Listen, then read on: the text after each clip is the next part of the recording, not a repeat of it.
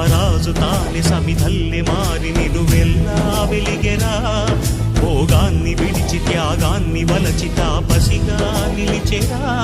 జనక్షేమమే తన సంకల్పముగా, తన ఊపిరి హోమజ్వాలలుగా స్వర్గాన్నే శాసించెనురా, అమృతమును ఆహ్వానించెనురా.